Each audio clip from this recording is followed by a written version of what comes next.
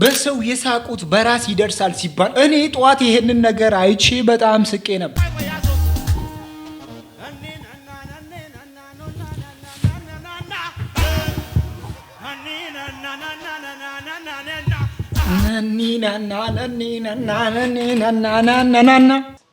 ቢቀርስ በስንት ጣሙ ሺሊላ ድረሱ እንግዲህ ሳይመሽ በቶሎ እርዳታ እገዛችሁን እጅ ከጅሉ ይጣራል የናንተ ባሪያ ጌቶቼ ብሎ። ወላሂ አሚርና ሳላዲን በጣም አበዛችሁት።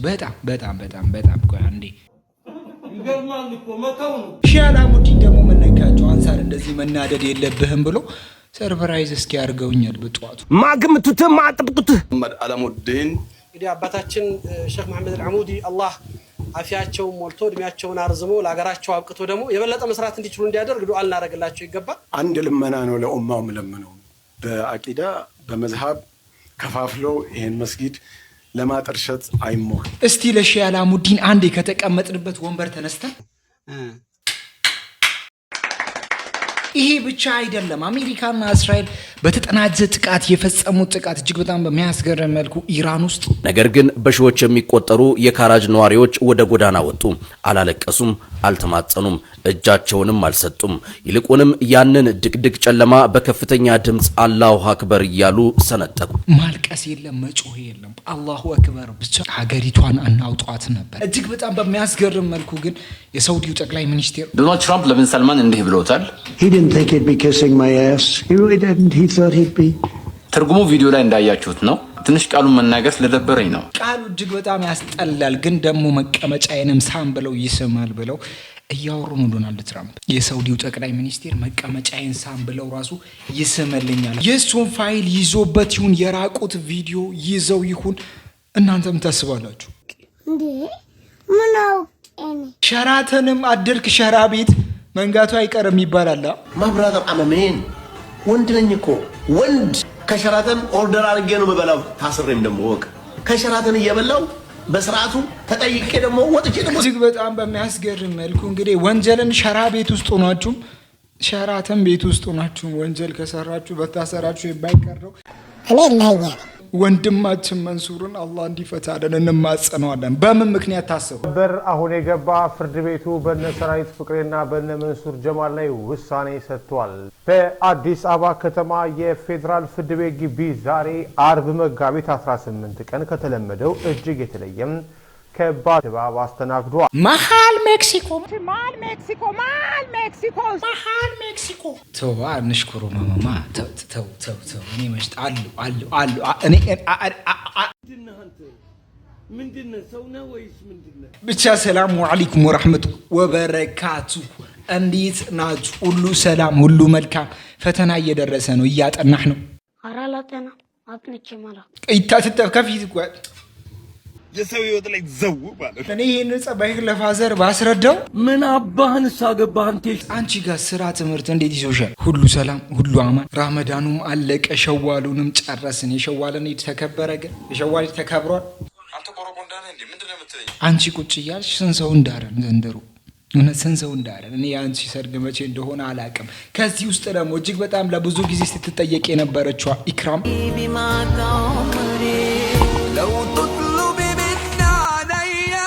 لو تطلب عمري كمان هديك እኮ በጣም ነው የምወዳት። ሲደብረኝ የምታጽናናኝ እሷ ናት። መታቀፍ ሲያምረኝ የምታቅፈኝ እሷ ናት። ስራ ልገባ ስለ ይደክምሃል ዛሬ አትግባ የምትለኝ እሷ ናት። እንለቃቀሳለን እስቲ ትንሽ አሙድ ምንም እሱ ካለ ለኔ በቃ ምንም ዓለም ለኔ ሙሉ ነች። ምንም ነገር እኔ የምፈልገው ከሱ በቃ ከሱ ጋር ደስተኛ መሆን በቃ ጊዜ ማሳለፍ፣ ከሱ ጋር መሳቅ፣ መጫወት፣ ይሄንን ነው የምፈልገው በቃ። ለምንድን ነው ይሄ ወግለኛ የማይደርሰው? ብዙ የኛ ባህሎች እየደረሱ ነው። እንደዚህ አይነት ባህል ለምንድን ነው የማይደርሰን? ቆይ አይዞሽ ብሩክስ እኔ ያን ያለ በጣም የፍቅር ቃላቶች በጣም ይከብዳሉ። ለዛ ነው አንዳንዴ የምማላት በቃ እወድሻለሁ ማለት ሁላ በጣም ከባድ ነው። ለኔ ብቻ ይሁን ለሁሉም ሰው ይሁን አላውቅም፣ ግን ለኔ ከምንም በላይ ነች። አሁን የማትደግመው እናት ነች አይደለም? ለኔ ከእናት በላይ ነች እሷ። Are you serious? ከእናት በላይ በቃ ምንም የማይፋቅ ልቤ ላይ ነች። በቃ ምንም ነገር ቢፈጠር በቃ እንጂ በቃ ቃላቶች ነው የሚያጥሩኝ።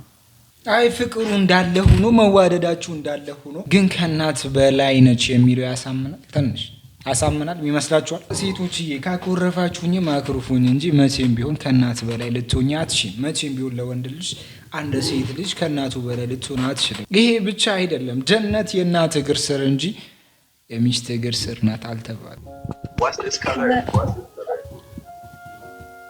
ከለር ነጭ ነው። white green. Why? What did you say?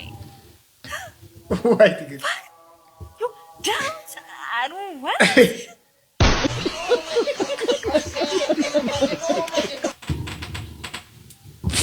ነጭ ዋይት ግሪን ነው። ተረዳችሁኝ? ይኸውላችሁ እንግዲህ የእፎይ ተማሪ የጂኒ ተማሪ ናቸው። እፎይ ክርስትናን አይወክልም የምለው ለዚህ ነው። የማርያምን ፕሮፋይል አድርጓል። ከዛ ስሙን ኮሜንት ላይ ገብታችሁ ብታዩት ሁሉ አይደለም ቃልን ስጋ ሆነ ነው የሚለው። እንግዲህ ምን እንደሚለው አግቢያቸው ነቢን ይላል። እንግዲህ የዝሙት ሃይማኖት ምናምን እያላችሁ ነው አይደለ? ማን የዝሙተኛ እንደሆነ ራሱ ንግግራችሁ ያስታውቃል ማለት ነው። የምር እኔ እያፈርኩ ነው ክርስቲያን በመሆኔ ራሱ በጣም እያፈርኩባችሁ ነው። እንደዚህ አይነት ንግግር እየተናገራችሁ ከዛ እናንተ አሁን እግዚአብሔር ይደግፋችኋል። እውነት ሲጀመር የምታመልኩትን ራሱ አታውቁም። ይቅርታ አድርጉልኝና እናንተ እፎይን ነው የምታመልኩት ማለት እፉኝትን። በተማሪ አይፈረድም። አስተማሪ ያስተማረውን ነገር ነው ተማሪው የሚደግመው። ተማሪው ከየትም አያመጣም። አስተማሪው እንደዚህ ስላስተማረው። በሙስሊሞች ስነ ምግባር የተገረመው ናይጄሪያዊ ዩቲዩበር ተመልከቱት። እብድ በመምሰል እንግዲህ ሌላ ቤተ እምነት ለመግባት እየሞከረ ነው። እናም ይኸው ሲመልሱ ይታያል። ይኸው አትገባም እያሉ ማለት ነው። አብዛኛው ሌሎች ቤተ እምነቶች ይመልሱታል ማለት ነው።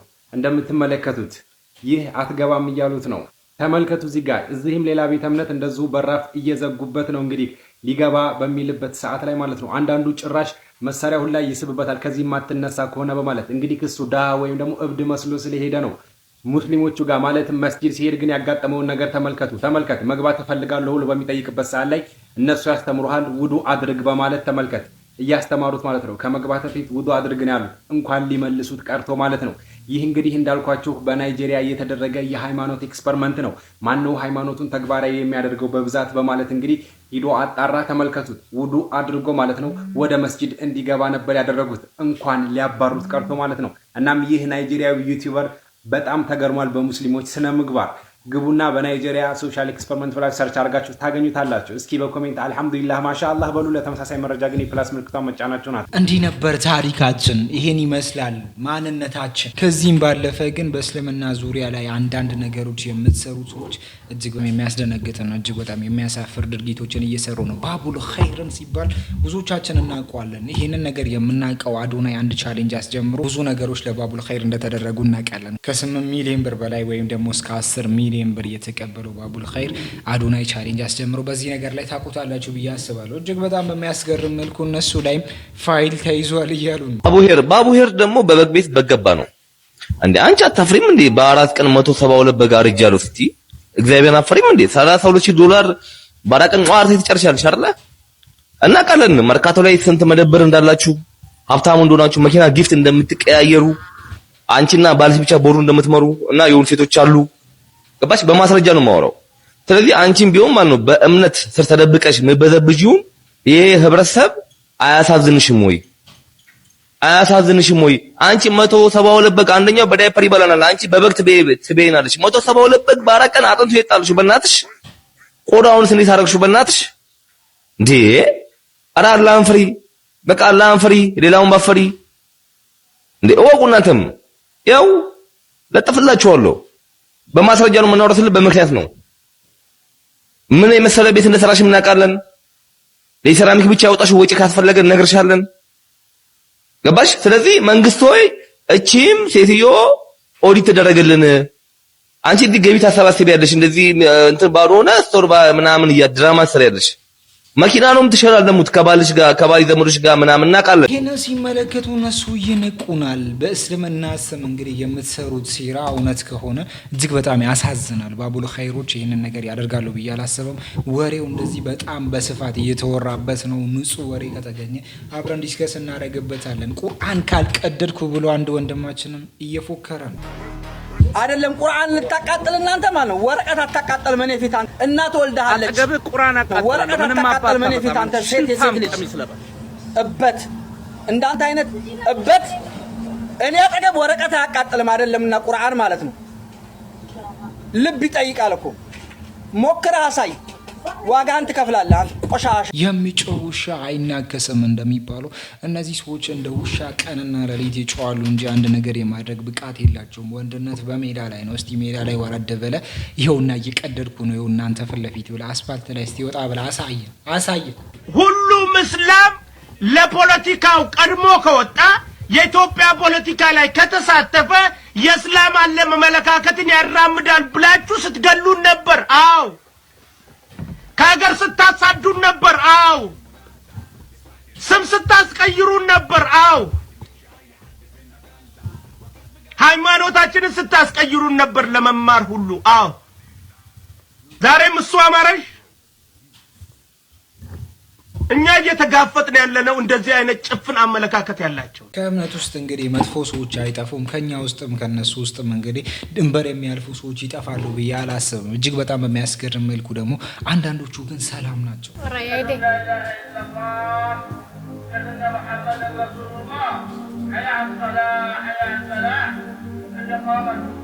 አዛን ሳይሆን ኢቃማ እስከሚባል ድረስ እቺ ልጅ እየጠበቀች ነበር። እስላሞች ራሱ ይሄንን ነገር ለማድረግ እጅግ በጣም ይከብዳቸዋል። ነገር ግን ከክብር የተነሳ ይሄንን ነገር ነው እየሰማች ያደገችው። ለዛ ሲባል ይሄንን ነገር አሁን እያስተላለፈች ነው። እጅግ በጣም እናመሰግናለን። በሌላ በኩል ደግሞ በጠዋቱ ደሳለው አንድ ትንሽ ደስ የሚል ነገር አየሁ።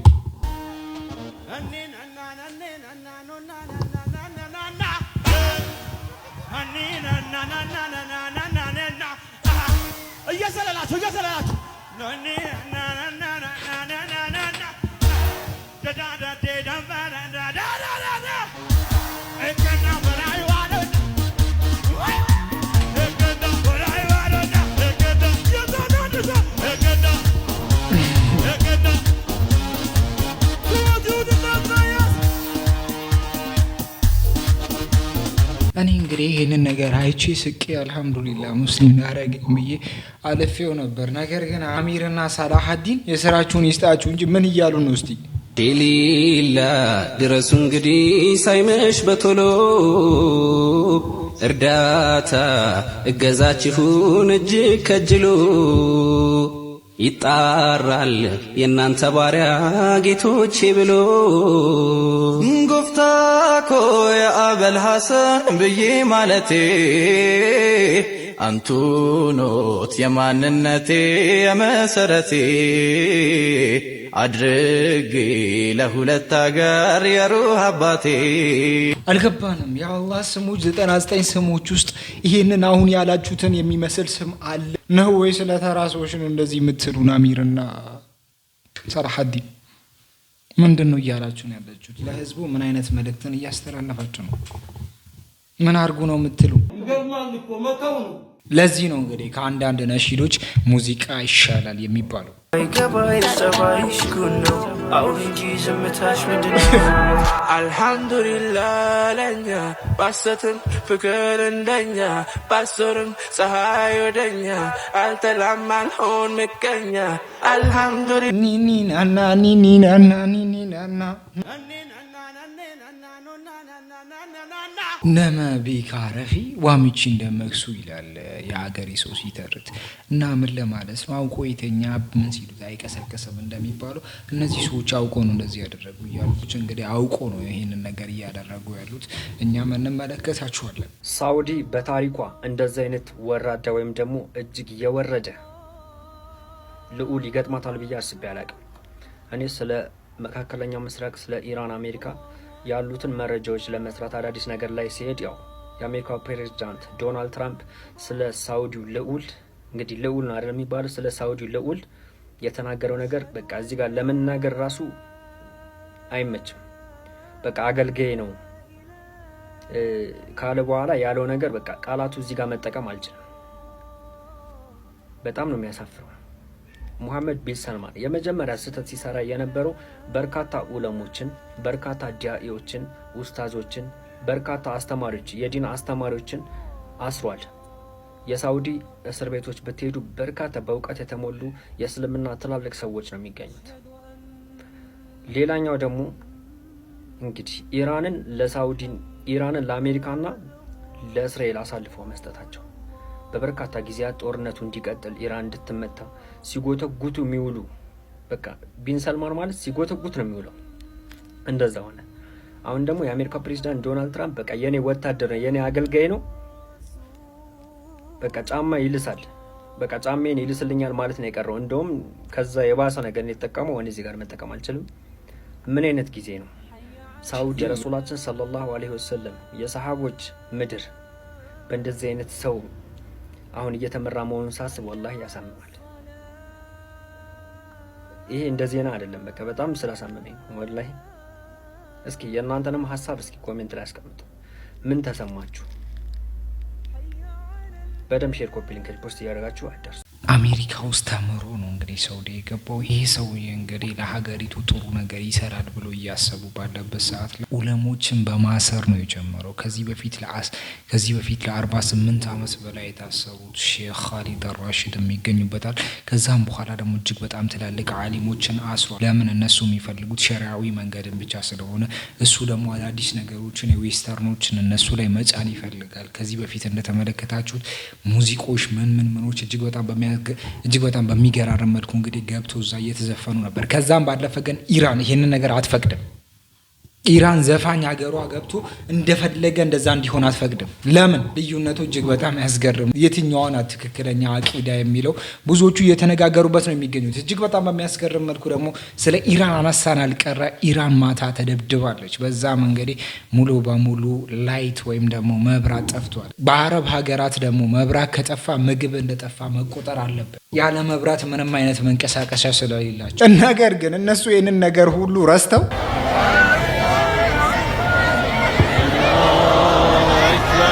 ድቅድቅ ጨለማ ከተማን ሊውጥ ይችላል። በሰዎች ልብ ውስጥ ያለን እምነት ግን መሸፈን አይችልም። ትላንት ምሽት በኢራኗ ካራጅ ከተማ የታየው ትዕይንት ለብዙዎች አስገራሚ ነበር።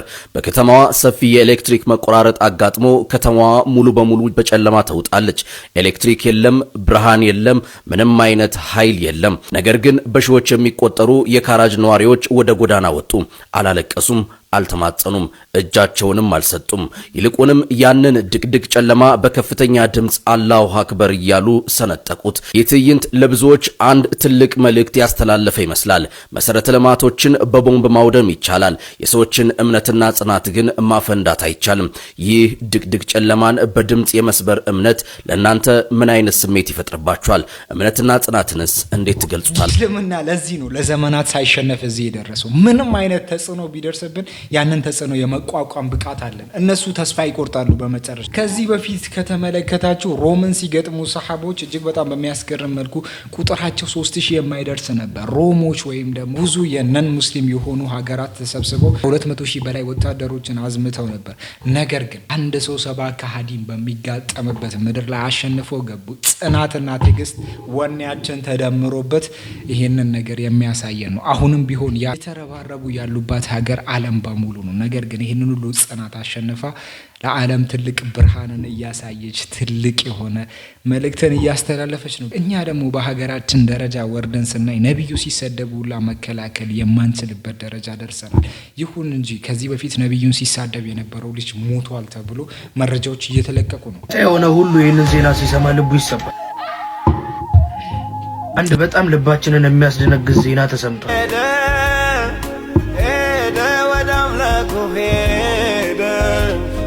ኢየሱስን አምኖ ዓለምን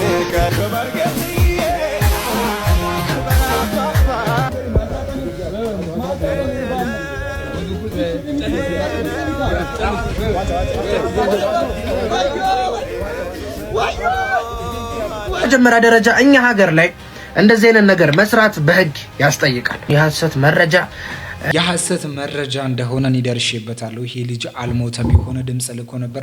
በዛ ድምጹ ላይ መንገድ እኔ ደህና ነኝ አታስቡ የሚል መልእክትን እያስተላለፈ ነገር ግን ፍርዱ እጅግ በጣም በሚያስገርም መልኩ ታላቅ ፍርድ ወይም ደግሞ የእድሜ ልክ እስራት እንደሚፈረድበት እየተነገረ ነው። ከዚህም በላይ ግን እነ መንሱር ጀማል የሰሩት ጥፋት ለስንት ዓመት ይዳረጋል የሚለውም ጥያቄ ነው።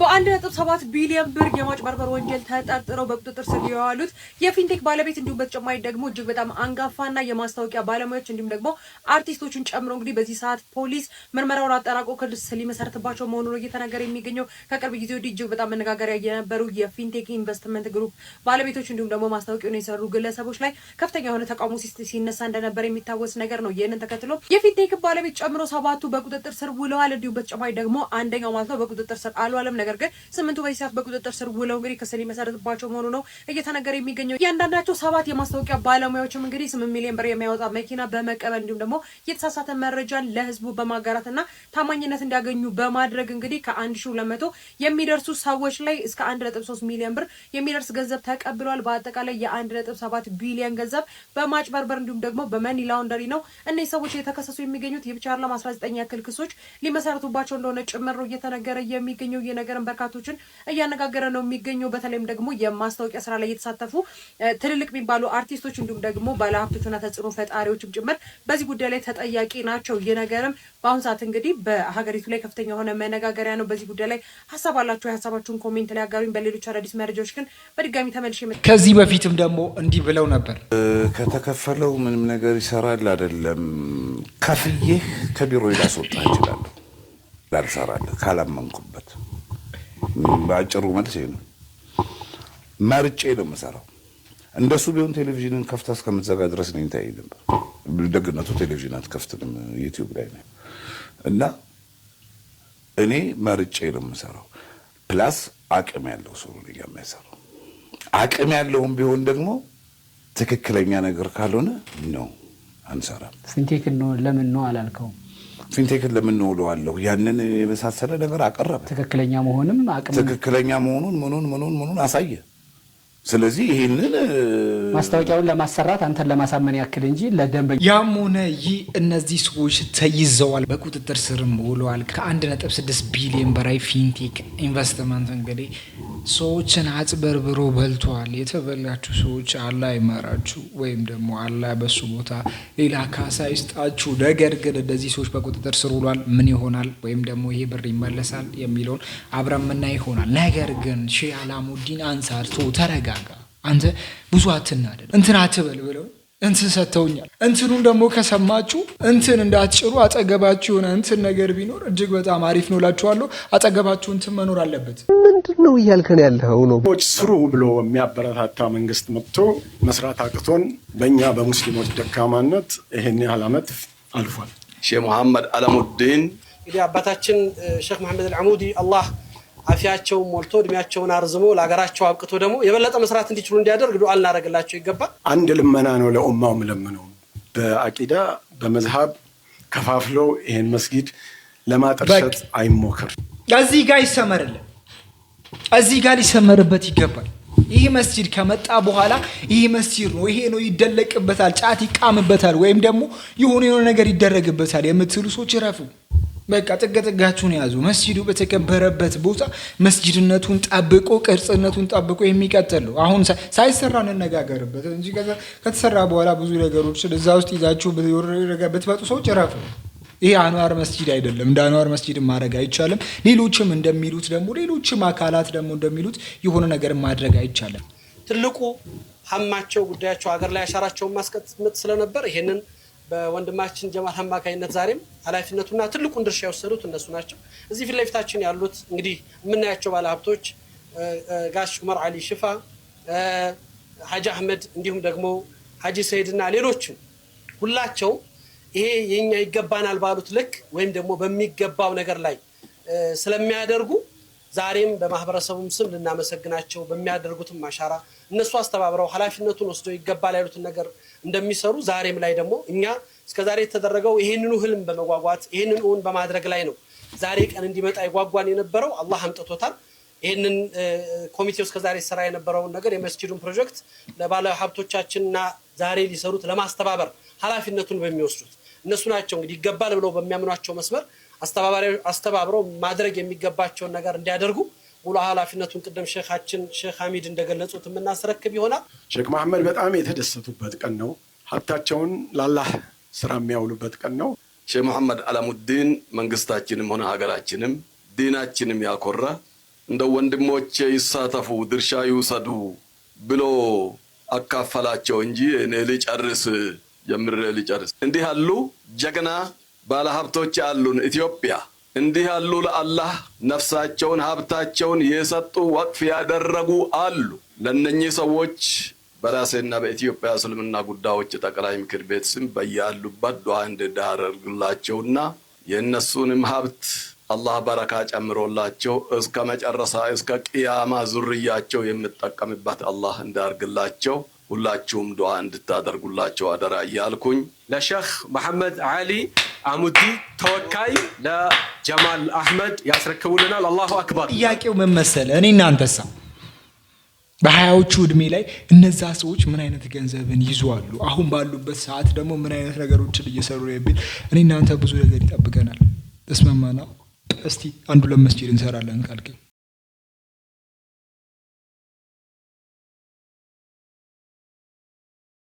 ዛሬ ዝላችሁ ፕሮግራም በዚህ ጣና በቀጣይ ምድስ አልአሱር አቲ አዩዲ ኮሜንት ሼር ስፐርስ ከሳ ከደገ ሁሉ ላይክ በግበር ከትረሲው